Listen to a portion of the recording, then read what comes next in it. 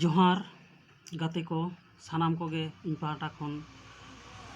सागुन दाराम तेहें आपे को सामांग रे मिटांग अडी मारांग दामान साताम आते इन सेटेर आकाना ओना साताम दो हुयुग कना आयमा अनोलिया सुबुदिया माजी को पारगाना को पठुआ को गालिम को इन को कुली लिदिया जे नेस बांग्ला 1427 बंगाब्द दरिया आसिन मास और सानताड़ी 4520 मैंने 4,920 चांपाब दरिया नवा दासाय बंगारे चिदा दासाय एने सेरेñ बांग हुई लेना ओना बदलते सोहराय बंगा चिदा के बांग दासाय एने सेरेñ हुई लेना आदो नवा लेते इन अडी आयमा पुथी को घंटा काते जहां नेल केदा जेहेतु इन दो सानताड़ी कैलेंडर से पंजिन सपड़ादा आदो ओना लेकाते नेस जहां नौकान अनाट ओना रे इन पुथी को घंटा काते नेल केदा जे नेस दो 1427 बंगाब्द रेया सौर वर्ष कैलेंडर लेकाते आसीन मास दो मल मास कना आदो जेहेतु मल मास ओना हतेते देखो को मारांग मारांग सागुन कमी होरा दो ओना मल मास रे बांग हुयो आदो ओना लेकाते नेल काना नेस जहां पार्बन से दुर्गोत्सव ओना दो आसीन बंगा बांग हुई काते कार्तिक बंगा रे हुई आकाना माने सोहराय बंगा रे हुई आकाना आदो नोडे पार्बन साला अबुआ दुख दासाय से दासाय भुवंग एने नोआ अडी गही जपड़ा मेना अबोन बड़ाया जे सेदाय चंपा दिसोम रे हुदुर दुर्गे राज जहां ताहे काना उनी भगाव लगी देखो कोई इंद्र उनी मेसरा पारो से सारो देवी उनी बारसिंग गान हुदुर दुर्गे राज ठेन जावाय काते गoj लई को भेजा लेदेया और ओना लेकाते ओना लड़हई हुई लेना जावाय लेनाय और आया कमी पूरा लेदा एनते अबु हुदुर दुर्गे राजे बंगा तला लेना आदो उन खुना आबो उनकान दिन रे आबो दुख दासाय बन एने सेरेñदा सेदाय दो लबोय दासाय ताहे कना सुख दासाय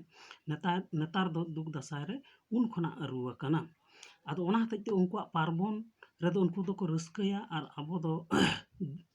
हाय रेगो रड़ाते दुख दासाय बन एने सेरेñा ओना हुदुर दुर्गे राजा कथा दिसे कते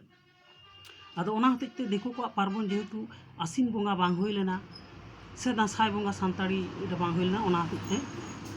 सोहराय बंगा को ठेलाव केदा कार्तिक मास रे को ठेलाव केदा 6 7 8 9 10 सप्तमी अष्टमी नवमी दशमी आदो उनका नक्तर गे आबो हो नवा सोहराय बंगा रेगे दासाय देबन एने सेरेñ केदा आदो नोडे आबो बड़ा हुयुग ताबोना जे मोल मास दो चेत कना मोल मास दो हुयुग कना मिटांग चांदो रे बारिया आंबाबसिया से उमस महा पड़ाव लेनखान ओना चांदो दो मोल मास हुयुगा सौर वर्ष कैलेंडर लेकाते माने देखो को कैलेंडर लेकाते आदो ओनाते नेल कना नेस आसीन मास बांग्ला आसीन मास पहला हिलो तिकिन 12टा हाबि आंबाबसिया ताहे कना आरहों नेल कना 29 आसीन हिलो आंबाबसिया पड़ाव कना एनते मिटांग चांदो रे आसीन मास रे बारे आंबाबसिया पड़ाव कना ओना हतेते ओना दो मल मास होयेना मेनका सानताड़ी कैलेंडर लेकाते नेल कना जे सानताड़ी कैलेंडर रे दो 30 होका चांदो रे मल मास दो बांग हुयुआ से मिटांग चांदो रे बारे आंबाबसिया दो बांग पड़ा चेदा से सानताड़ी कैलेंडर दो चंद्र वर्ष कैलेंडर कना माने चांदो हिसाब ते लेखाआ आदो ओनाते मुलुग चांदो खन आंबाबसिया ओना हतेते ओका चांदो रे बारे आंबाबसिया दो बांग पड़ा मेनखान नौका लेखा लेखाते नेल आकाना पे सेरमा छाड़ा मिट चांदो दो ढेर दाड़ेया जास्ती दाड़ेया आदो ओना लेकाते नेल आकाना दिन कालम 4519 चांपाब दरे नेल आकाना मिट चांदो ढेर आकाना एनते गेलपे गोटांग चांदो आते सेरमा पुराव आकाना आदो ओना मुचे चांदो दिन दिन nyutum कादा होयांग चांदो आदो होय जे मल मास हुयुग कना सौर वर्ष कैलेंडर लेकाते पे सेरमा छाड़ा ओना रना मारांग अजे दो हुयुग कना चंद्र वर्ष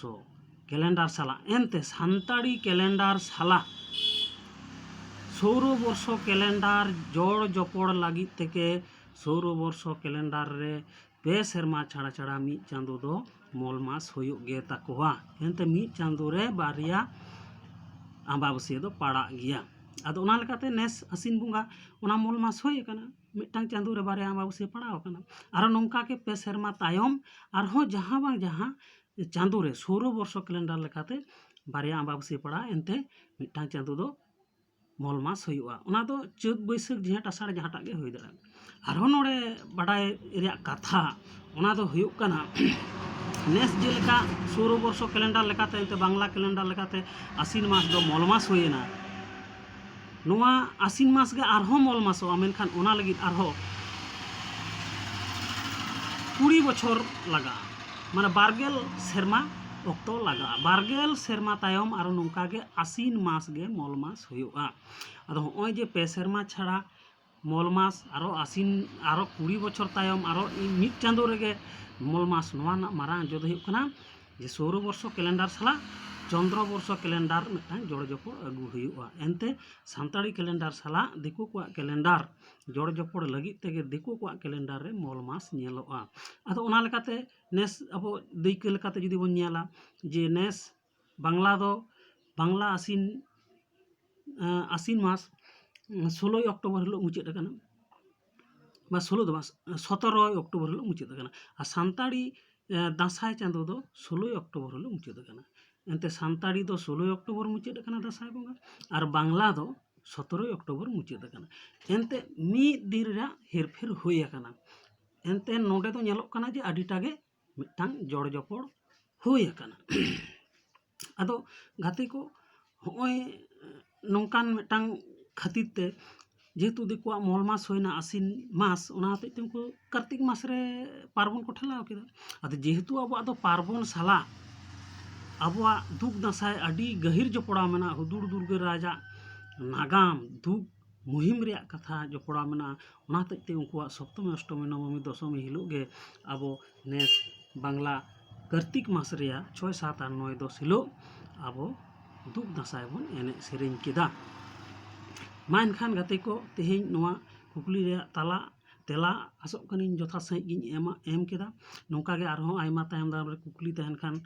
ओना कुकली रे तेला एम रे चेष्टाया मा एनखान जोहार।